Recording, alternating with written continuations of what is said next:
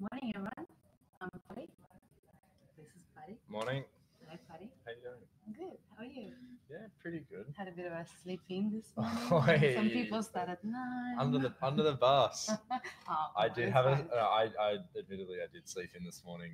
I told this story to someone else before, but I've got all these pillows on my bed, unnecessary pillows, and I throw them off before I go to bed, and I put them on top of my phone last night, and so my alarm was submerged underneath my pillows. Are you using sleep time or bedtime? I'm using bedtime, so it's quite a soft alarm as well. It's like birds chirping, so, which is really nice normally. It's like a soft way to wake up, although it's a bit too soft this morning. I slept in. Anyway, I made it in time for the webinar. He's made it. Yeah, cool. Yeah. Welcome everyone. So this morning session is all about how to run a studio with Streamtime. And even though this topic is quite big, we are here, we won't be able to tell you how to run your business, but we will be able to provide an advice on the ideal workflow in Streamtime. And I guess out of the session, it will be good for you to kind of have a look at the workflow. How do we navigate around the app as well? That will save you a lot of time. Understand the areas of Streamtime and how they all connect, and basically and understand everything you need to know when it comes to just running a business. Exactly. Yeah, we're going to be doing essentially a start-to-end workflow. We're going to be racing through it, so hopefully you can all keep up, and we'll be offering some tips and along the way. Things that we'd suggest, but we won't be going too deep into any particular area, rather than kind of just running through so you guys can get exposure to all the different areas of Streamtime, and like you said, understand how they relate to each other. That's the one thing that we really want to nail today. But thanks everybody for tuning in. We've got quite a few people here today, so already a few of you are saying hello. Introduce yourselves. I didn't even have to ask. Didn't even have to ask. Paul's just gone straight through the gates and everyone's following. It's awesome. Hey everybody, thanks for doing that. Let us know who you are, where you're coming from, where you're working from. Any questions as well, just shoot through and we will cover them at the end of the session as well. And as Patty said, we run the session on a daily basis with individual clients. So it's just another refresher and good reminder of how Streamtime might work for you and what are the areas that you need to focus on and how do they relate to each other. Totally. And yeah, if you are new to Streamtime and you're watching this, so we obviously do offer those one-on-one sessions with teams. But what those one-on-one sessions allow us to do is actually understand what you're looking to, improve as an individual or in the business. And it allows us to have those really focused sessions looking at the particular areas in Streamtime that are going to be working through that. Whereas today will be a bit more broad, a bit more general. We do, obviously allow for those opportunities to kind of hone in with you specifically. So if you're new here and you haven't had a session with us, by all means, just reach out, get in touch, and we can book one in. For sure. And hopefully after this session, you would know how to run your studio. Yeah. Let's start. Cool. We did all the housekeeping, didn't we? We just boom. We kind of just did it, and people just introducing themselves. It's awesome. Yeah. You guys. Let's be active today. Getting the hang of things. Cool. Sweet. So I'm going to share my screen. Just going to open this one up. And what we're going to do today is we're going to create a new job. We're going to start with a brand new job. Polly, you had a job in mind? I did actually. With an idea in my head that I'm actually going to France soon. So what are we going to do? We're going to do rebrand for Dom Perignon. Cool. And just so everyone's clear, I'm just in the jobs area in Streamtime in the side menu. We've landed in the jobs area. We're in our jobs list, and I've just hit new job there. So we're going to do a rebrand for Dom Perignon, a new client of ours. It's not like I'm going to drink a lot of Dom Perignon. But yeah, I wish. Cool. So what's happening right now is we're being asked to add items to the job. And items are going to be the different things that we're going to be working on. We'll also be pricing using our items. So think of them as the line items that will end up on the quote, but they're also going to be where our team tracks time against. So they're kind of collecting all this information. They're pretty useful. And maybe the first thing we'll do is this discovery phase. Maybe we'll spend about 40 hours doing this. We need to kind of research where the industry and market is currently at, and that's all a part of this phase. And within this item, what can we do, Polly? We first of all, I would like to talk about a bit about the pricing and how can you price those items as well. Mhm. You kind of like just smashing through it. So I went straight in. That's Yeah. perfect. We're making it really easy for you in Streamtime to charge your client based on your current rate cards or based on the different pricing model that you've got. So you can start with a set fee and charge your client with a set fee for a certain item. Alternatively, you can, yeah, that's what Patty is doing. Alternatively, you will have a rate against the discovery phase that you will save in your items and expenses area in profile and settings. So when it comes to just planning a job, you type in discovery and the rate will pop up straight away. So all you've got to do is just add those planned time for that item to be able to see the total of that item. Um, Alternatively, you can even charge your client based on the individual hourly rate as well. Cool. So when you add a team member to this discovery phase, so perhaps it's Danielle and maybe me. Can I please do that? There you go. Cool. And what Patty is doing, he's actually unlocking everyone's individual rates. And by adding a time to Danielle and to myself, we're actually calculating the total for that item there on the top. So it's completely up to you how you like to do it.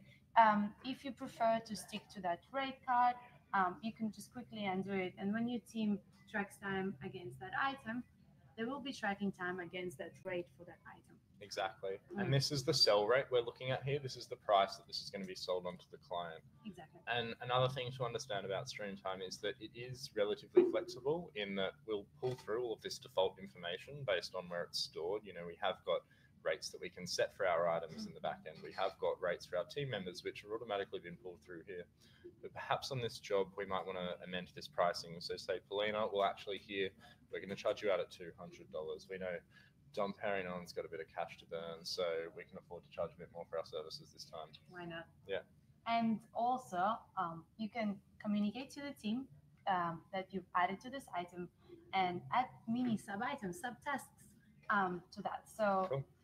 you won't be able to track time against a sub item, but it does track time against an item. But those sub items are just mini tasks that your team can mark as complete when they're done. So market research, cool. What else are we going to do? Maybe, yeah. We've got a client review in there. Maybe we've even got a date against this. So let's say maybe on the 31st of August. Yeah, And perfect. the way these sub items are working, as you said, is like a checklist. We can check them off once they're done. So they can be a list of more granular things that actually need to happen within that discovery phase, which will give you guys some insight into how that is actually tracking, progressing. And I will see that on my to-do list as well. So stay tuned. We'll We're come gonna back to show that you. later. Yeah. Cool. So let's whack in some dates for this discovery phase. Let's say, okay, we're kicking that off today.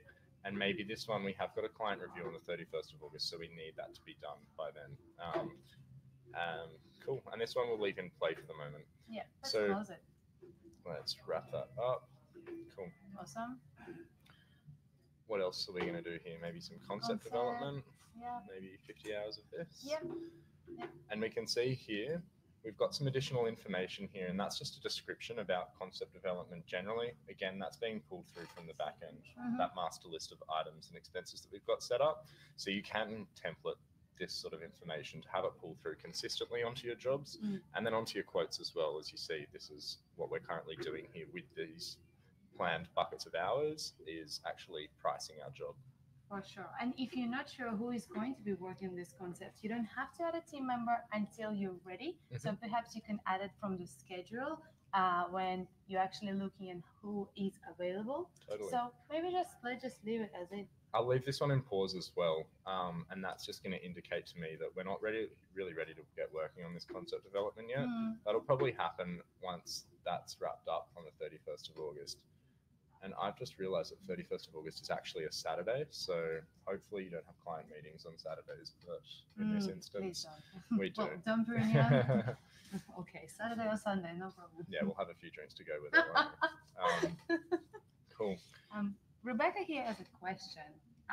Can that back end detail be pulled into the sub items list or only into the additional information field? It's a good question. Good question.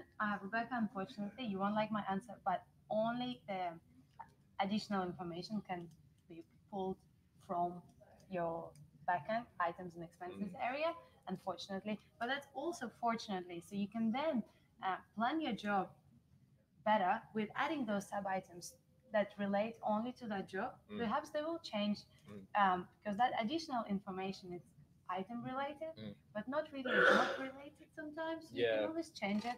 I think the perception around sub items, or at least for us, was more what are the tasks that need to happen on this job. But you know, one way you could kind of get around this, Rebecca, is by setting up a template job with those sub items, and then you can easily just duplicate that template job with the items. If you do tend to work on pretty structured projects or things that take a pretty consistent shape, then that would be one way around it. Cool. So we've got a couple of items here. Maybe we'll add some design in here too. Yeah. And this one, by the way, we obviously did use the item hourly rate. So 50 hours at $180 per hour. And obviously we haven't got team members on there, but regardless of who does work on that, all work in that instance will be charged out at $180 per hour. Yeah. Cool. And some design as well now. Let's say maybe 45 hours here, $200 an hour is the rate. And let's get Polly and Sarah here, design team on the job as well. So we know they will just be involved because they're our in-house designers. And yeah, likewise, we'll just get some dates going in here. There might be some overlap with the concept development to get some prototypes or some ideas happening around there, but we can get this going. And you don't always have to add those dates just yet, unless you know for sure. Or I mean, you can always change it in here or from the schedule screen as well. So the schedule is another way for you to kind of finalize this plan, and that we will show it to you later. Totally. There's no right or wrong way to do anything in Streamtime. You can add information where you want. You don't have to.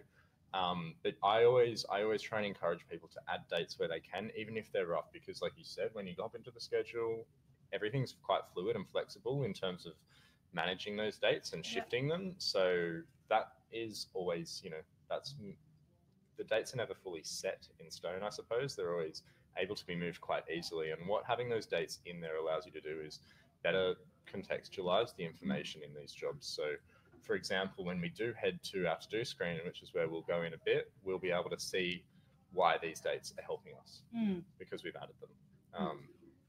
We've got a question there from Chris, which would be good to answer, I think, while we're here. He's asked, what are chances that new jobs default to paused rather than in play? There's always a lag between the quote and job becoming active, so it's a pain in the bum having to change each item to pause status.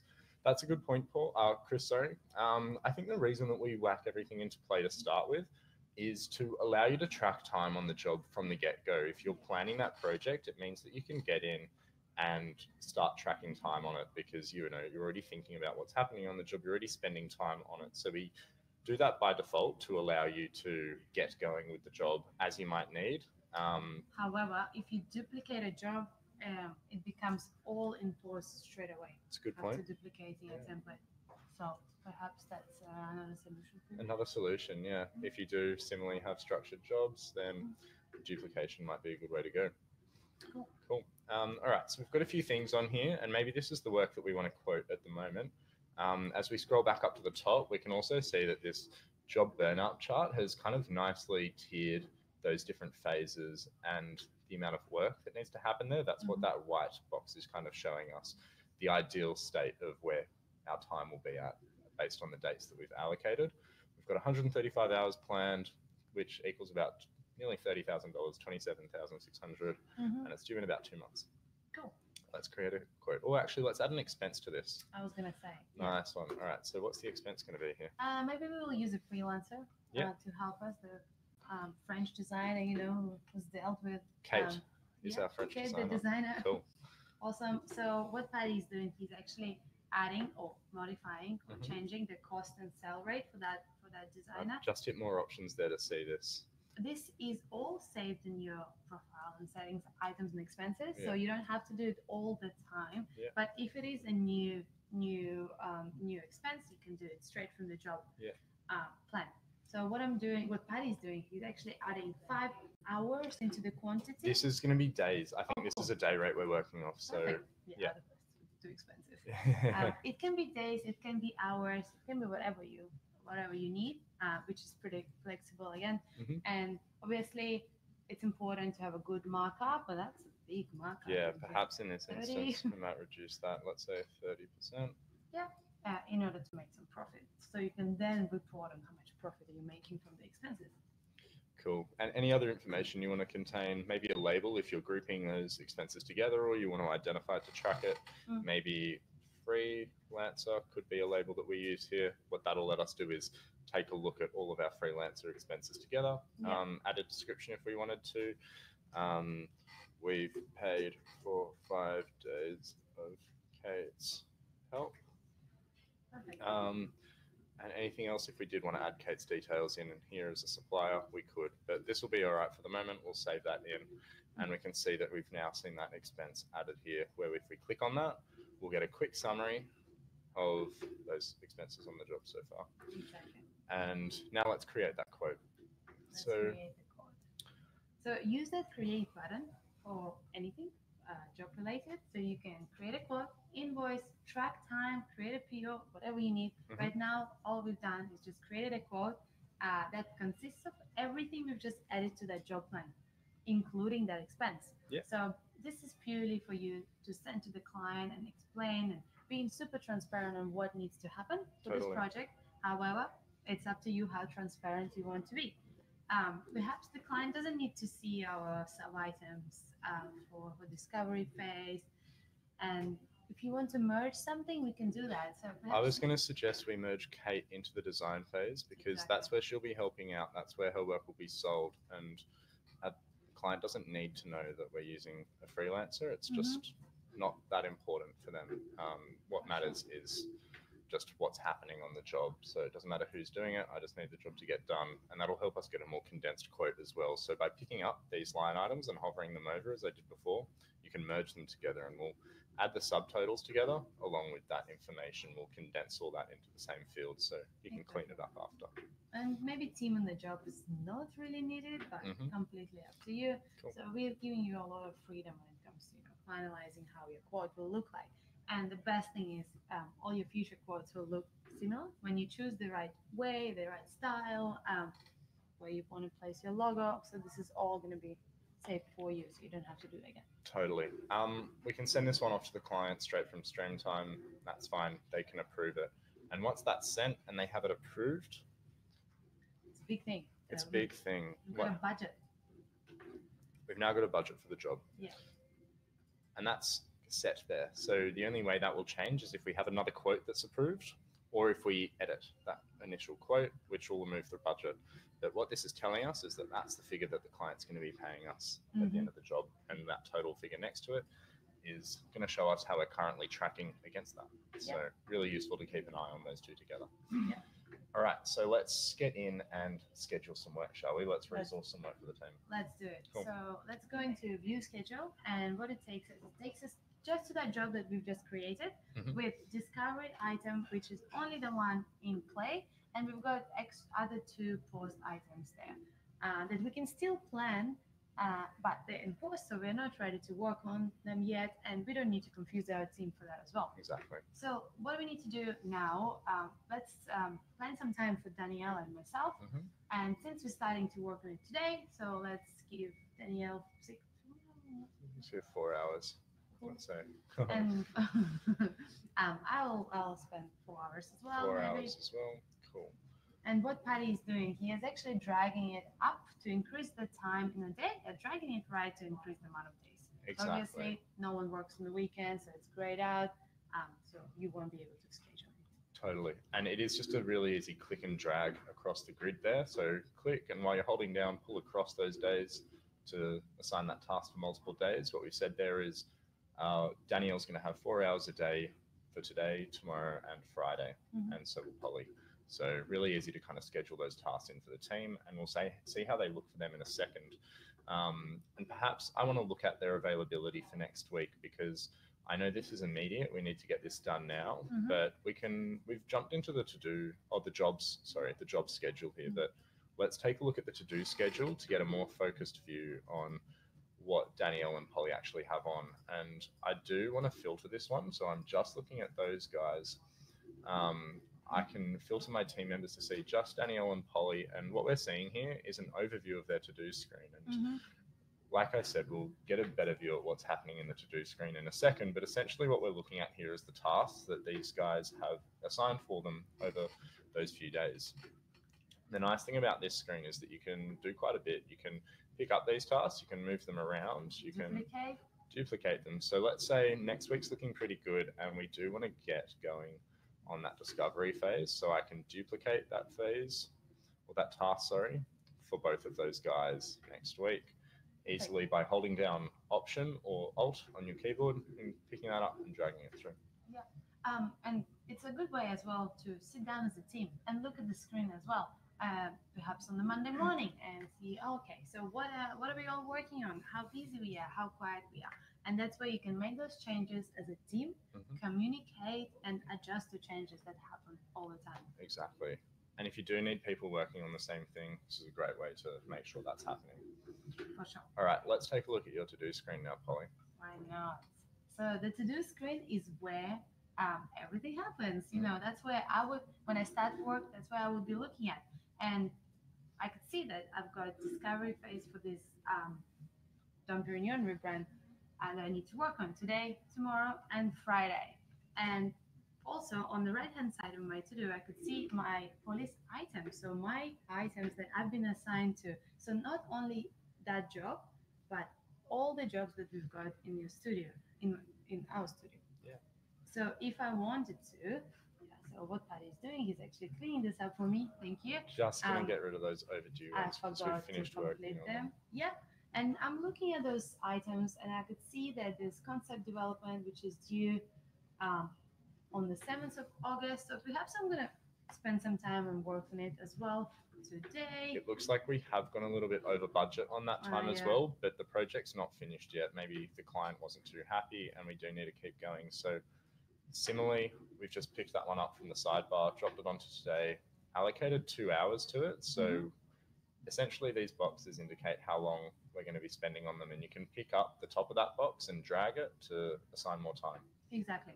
And maybe some stuff won't be scheduled for me. So I do have this freedom where I can actually look at my items and understand what needs to be done and when.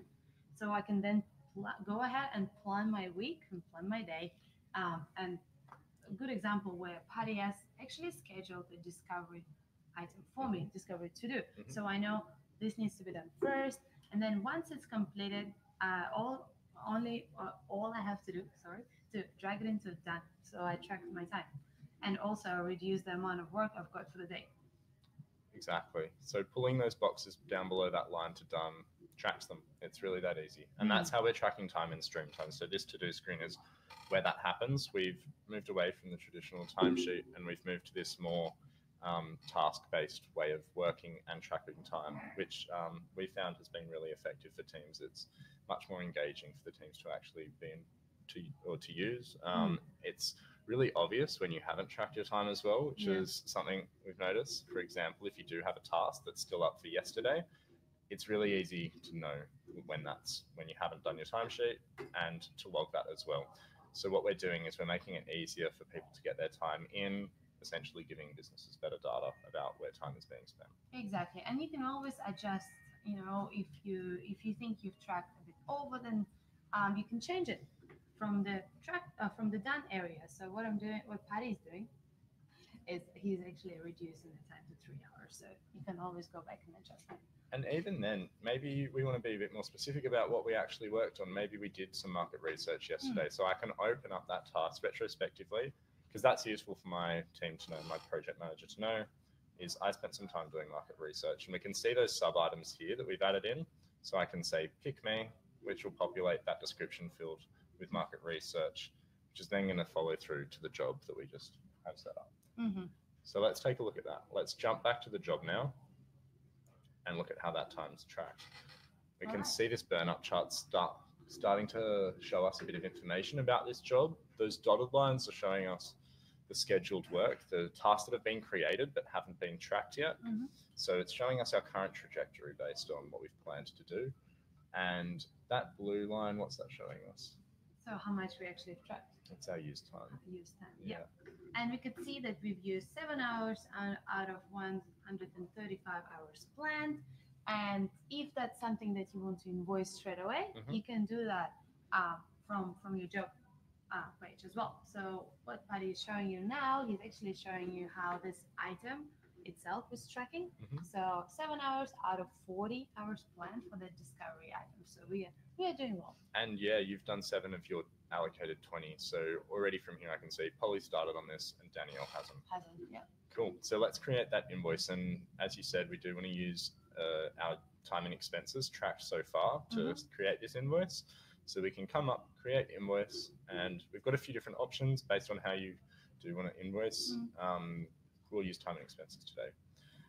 So I can see, we've got Polly's time and that one expense, Kate, as well. So we'll invoice for this. Perfect. Cool. It works the same way as with quotes as well. You can make changes to it. It doesn't affect your job plan at all. So you can, it's obviously an invoice that you send to the client. So if you want to merge some items, you can do that. If you want to change how kind of sort of plan out this invoice, you can change from my Polly's name to maybe a project kickoff. Perfect. So that's your first invoice for this job. Obviously, you can have multiple invoices for a project. But yeah, we're making it really simple for you.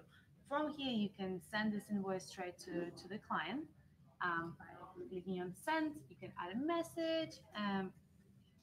You're sending it to myself. Awesome. I don't want to send it to someone random who might actually have an email address.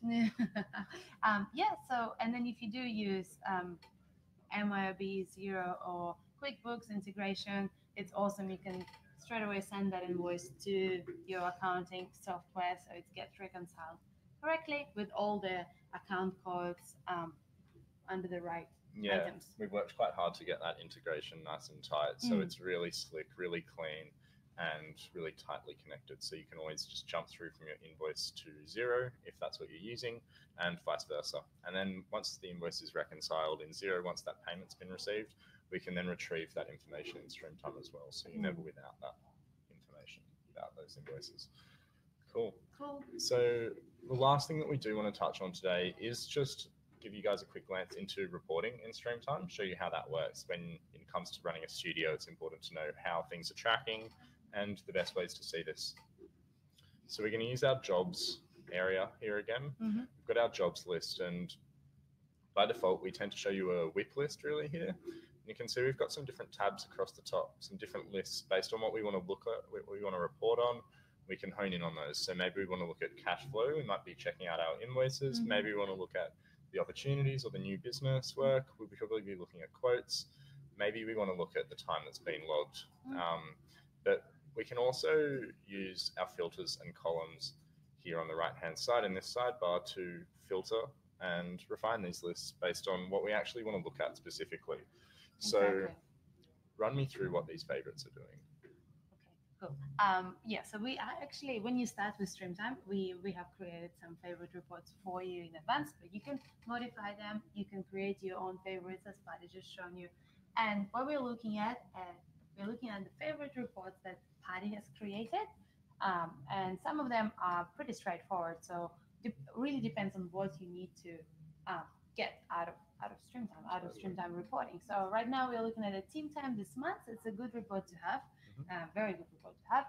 This is essentially the timesheet where you could understand where your team tracked time this month. Where maybe you can group it by an item, and you could see what item got the most time spent this month. That's another way for you to analyze how busy your studio was and is, I guess. And we've got this one sorted by the hours spent. So we're looking at it by where we did spend most of our time. And looks like between concepts and design, that was most of the time spent this month. So the reports are completely customizable based on what's important to you. And as Paddy was showing you, adding columns and using filters will allow you to narrow down this information to the ones you really want to see. and it's easy to save it as a favorite so you don't have to keep doing it again. Exactly. To ensure you're getting that consistent reporting over time, using favorites is the best way to work. You can always export these to CSV as well. So if you are keeping up other spreadsheets, then dumping them into a spreadsheet over time, it can be really useful. But yeah, Cool. I think that's all we've got time for today. Should we answer Lynn's question, because there's a lot of discussion happening? There is too. Okay, so Lynn from Night and Day. Hi, Lynn. She's asking if she merges the fields, how does that affect the codes moving into the accounting package? To answer your question, that's a really good question, Lynn. To answer your question, if you merge line items under one item, if you just send it straight to zero, if you're using zero, it will look, they will all have one account code, which is that item that you're merging into. Exactly. Yeah, I think it takes the parent item that you're merging to. So let's say you're merging up to the line item above, it'll take the one where you're dropping the second line item into. But one way around that is, if you do want to retain those original line item codes, is to just play with the flow a bit. So we've seen some people who will create the invoice with the designated line item codes, copy it to zero before sending it to their client. As a draft? Copying it to zero as a draft, and nothing in terms of the value of that invoice will change. It's just the line items and how they'll be presented which will change.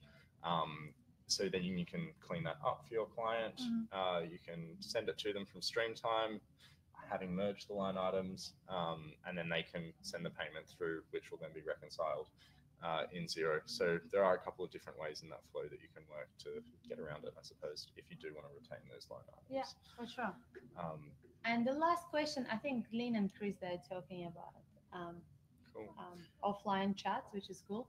And the last question was from Rebecca. How can you please let me know how to cancel some items from my favorites? Some reports, I assume. From our favorites list that aren't correct. Yeah, we can do that. You can delete those and then recreate them quite easily. Erin's having a crack. Did I sleep in because of our chat yesterday? Nah. Say yes. Perhaps I did. Wore me down a bit, but no, it was a good chat. So the to-do versus done. What if we want to track business overhead time? Can we manually enter time for a non-scheduled overhead task? Absolutely. So all time is captured through the to-do screen, whether it is assigned to a job or not, whether it's been planned or not, you can still track it. You can even create new jobs from the to-do screen if you do need to get on and go with something. If there's a job that already exists where you need to assign that time to, you can easily find that in the to-do screen. And I'll show you just quickly, just by coming in here and adding a new task. So I can come in here. I'm not even working on this Dom Perignon job, but I need to, perhaps I've been asked to help out with something. So I can see called client to reschedule meeting, and that was just a quick 15-minute task. I can create and log that one really easily, so it's captured there. So you can also report on the unplanned time, I guess, as well. Totally. From going to jobs and time, and using filters to kind of set the time was planned or not, you know?